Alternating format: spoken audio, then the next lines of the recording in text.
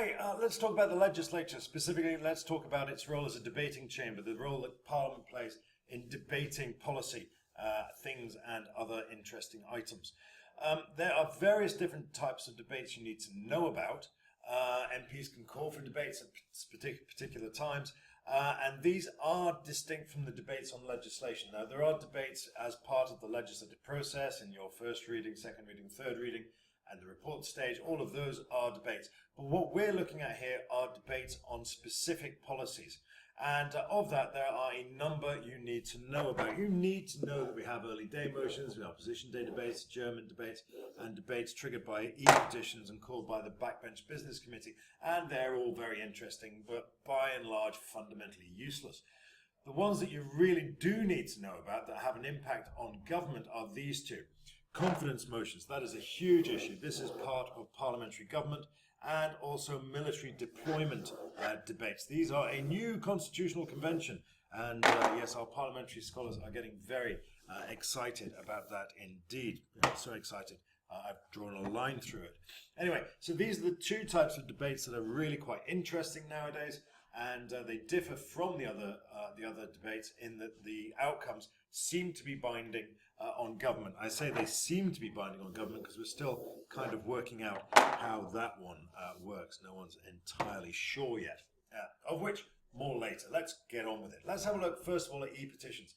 For some reason the examiners really like these, and so we have to talk about them. Now, before you can even get to the point where people are thinking about having a debate, you need to go through this particular process. Now, if you get to this stage, it's still by no means guaranteed that you're going to be debated. The key word, of course, being that one there, could be debated, is by no means guaranteed.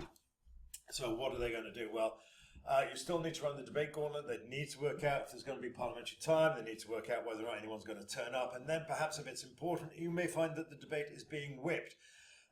As a result of which they're kind of devalued and the results are not binding on government. In fact, some of these don't even come to a vote, which is, about as close as you can get to a monumental waste of time. However, there are a couple of exceptions to this particular principle. The first was the Hillsborough debate. Now, the debate was in 2011. Obviously, the Hillsborough disaster was many, many years previous. But what this did was that this led to the release of all government papers, which itself triggered the reopening of the inquest and led to all sorts of ramifications, certainly as far as the Sheffield police were concerned. So that was quite interesting, and yes, it did have an ultimate effect.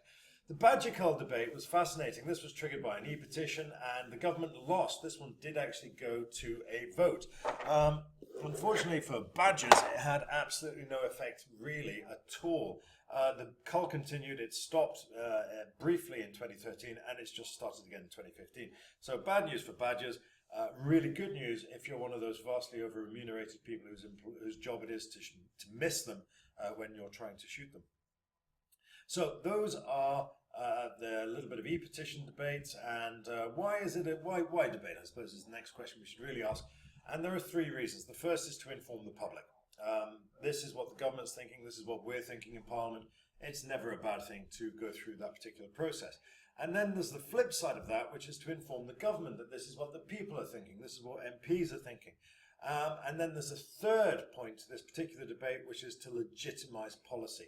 Now, you'll remember that parliamentary government says that government has to operate through Parliament, be accountable to Parliament, and of course chosen from Parliament. Well, one way in which they can hold government to account and essentially put the legitimacy stamp on government policy is by debating it and saying, yes, we agree with this. And this is particularly the case when it comes to those military deployment debates. And again, I'm just going to park that for a while and we'll get to that. That's one way in which government policy can be legitimised. And Cameron himself has said that there is no more serious decision that the government must make than sending off people to die for a particular cause, because that's generally what happens when you deploy soldiers overseas. So, good things from debating. The public airing of views and ideas cannot be a bad thing, and it does afford the MPs the opportunity to give themselves a reputation and or airtime, and this is one way in which Parliament can assert its approval of government policy. I should probably write that down. So, approve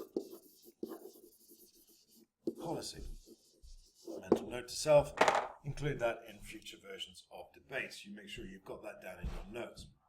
Bad things. Well, rather a lot, to be honest. There's a compliant majority, so if the result really matters, it's not going to be in doubt. The government can deploy whips to ensure a favourable result, and we know that by looking at Iraq.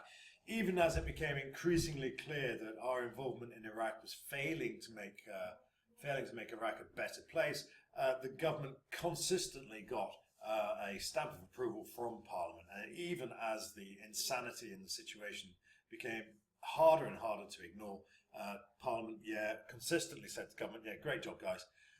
So barking mad is the answer there. They're inconsequential. As we said, the government is not constitutionally obliged to take note. We do have these important exceptions that I've already mentioned, votes of no confidence, and now these votes on military action. We think that these are binding. We're not entirely sure, but it does look more or less like any vote on any deployment of the UK military overseas is now going to require a vote, and the government seems to be prepared to abide by that.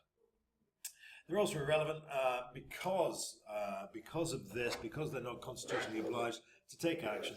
As a result, very few people take them seriously because everyone knows they're a bit of a joke.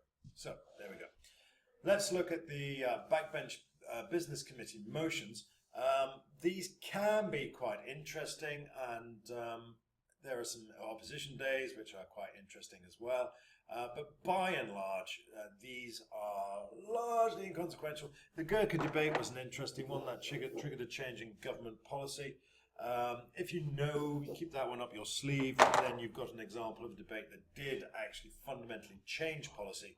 And that's interesting. So there's your evidence for debates being useful. Now, having said that, these are the debates that really, really matter. Your confidence motion is a feature of parliamentary government. You know that parliamentary government decrees that government has no intrinsic authority. It relies entirely upon the support of Parliament for its integrity, for its authority, for its power. And if Parliament decides that it doesn't want that government to continue, it can basically call time on it.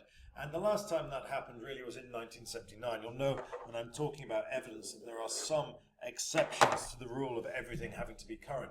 Well, this was the last time a government was defeated. This was the last time Parliament called time on government, so you need to know that. Some major policy votes can be treated as effective censure motions. This was in 1994. The Conservatives were really struggling to get legislation through. They had a very, very thin majority. And so they said, look, if you guys don't back this policy, we will say that this is a manifestation of a lack of confidence. This is Parliament calling time on our government. So all those Tory rebels who were thinking about rebelling suddenly realised they were going to lose their seats, and remarkably they fell in line. This is so far off the curriculum, you really don't need to know it. But in terms of background, it's very, very useful. It helps you understand the dynamic and the ebb and flow of power within Parliament. So 7 members did actually rebel against it, and they had the whip removed. Okay, now this is military action, and this is kind of complicated, but pause and read it, because there's lots of important things that are going on here.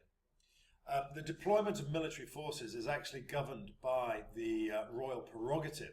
That permits the government to act without any further authorization of anybody. These were the powers that used to attain to the king, and as part of the constitutional settlement in the Glorious Revolution of 1688, they transferred from the king to the crown, and they are now exercised by government in the name of the crown, or in the sovereign's name. So that's the royal prerogative. We'll look more into that when we come to look at the powers of the Prime Minister and Cabinet and government. What you need to know now is that Blair's plans to join the US-led invasion of Iraq in 2003 were so contentious, so incredibly divisive, that he thought he had to legitimize this action by having a vote in Parliament. And as you saw from the previous slide, the Parliament granted him the authority. The fact that it was whipped kind of undermines the integrity of Parliament, but that's just one thing we're going to have to consider when we look at the bigger picture. So Blair used this debate to authorize, if you will, to ask Parliament to authorize his action, so that he couldn't turn around later, so the Parliament couldn't later turn around and say, well, this was a mad idea. Parliament essentially became complicit in the decision to send troops to Iraq in 2003. Later, Blair said that this had essentially created a precedent that the government would have to follow. Now, no one really knows whether or not that attends, but in 2011, the coalition acknowledged a new convention. They said that whenever we're thinking of following Blair's example, whenever we're thinking of following the deployment of troops, rewind that. Whenever we're thinking of deploying troops overseas, we will not do so without a vote in Parliament. Again, those votes will be whipped, so it makes you challenge whether or not these are really legitimization of clarity, legitimization of policy. But again, let's push that one down the road for the time being. They committed in 2011 to drafting legislation to clarify the situation, and as of October 2015, not 2105, we're still waiting for that clarification. Either way, what we seem to have is a situation whereby before the government deploys troops, or indeed engages in any form of military action, it will go before Parliament.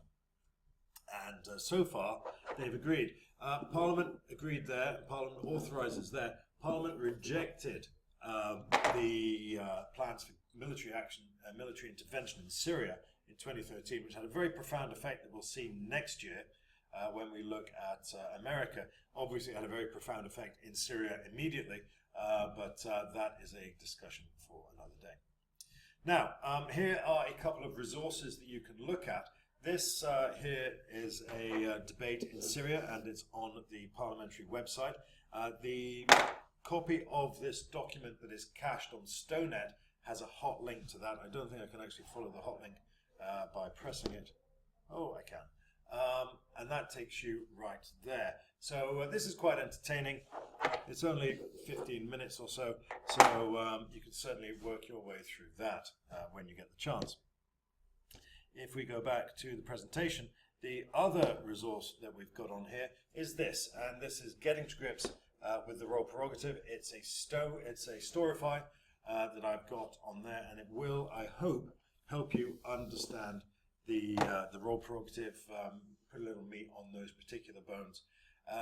Again, you're jumping ahead here. This is primarily about PM and Cabinet, but you will find it, I hope, very, very interesting and informative. So do please feel free to pause this and read it in your own time.